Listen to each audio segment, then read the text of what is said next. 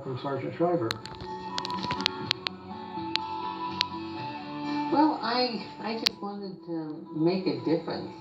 I had gone overseas my junior year, and I studied in Denmark, which is my heritage. And somehow I got the bug over there that I had to do something. And I liked John Kennedy, and so when he came up with this idea, I said, that's for me. Many people of all ages saw in the Peace Corps a real chance to do something for their country and for the world, and in a direct and personal way, a chance to serve personally in the struggle for peace and freedom and understanding.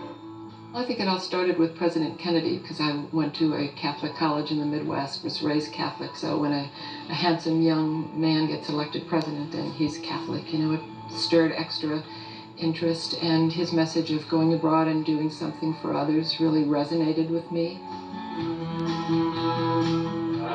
are you going to do now, John? I mean, with your life. There's money in law. You got to go to law school.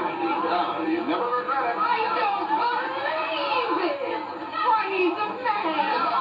Deceptive boy. I just want to say one word. I am in Arizona. Then just sit back and wait 10 years.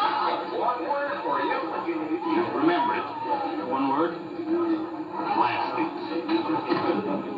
There's time enough to start a good career. First find out something about life. If you don't, you may never learn that money isn't the only thing in it.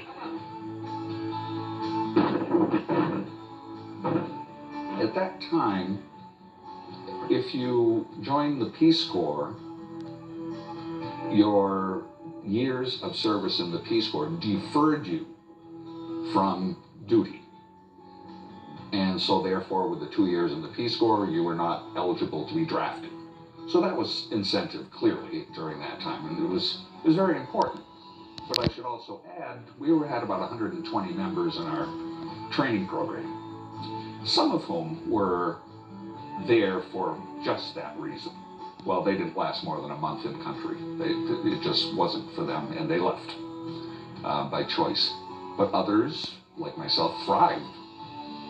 Well, there was a Peace Corps push down at the University of Illinois, Champaign, Illinois, and I just couldn't see myself turning the opportunity down. I really did not want to go into the suburbs of Chicago and teach. I thought it'd be much more exciting to go overseas and teach in Africa. And as it turned out, I didn't have to learn language because most of the librarians speak English, so I was fortunate. But I just wanted the adventure before I settled down in the United States. And so, from cities and towns, from farms and villages and factories and colleges and universities and labor unions and business organizations, from all over came the men and women from every walk of life, thousands and thousands of them, eager to volunteer. Young men and young women, and those not so young, too. Many gave up better paying jobs to take part in this great experiment. For each one of them,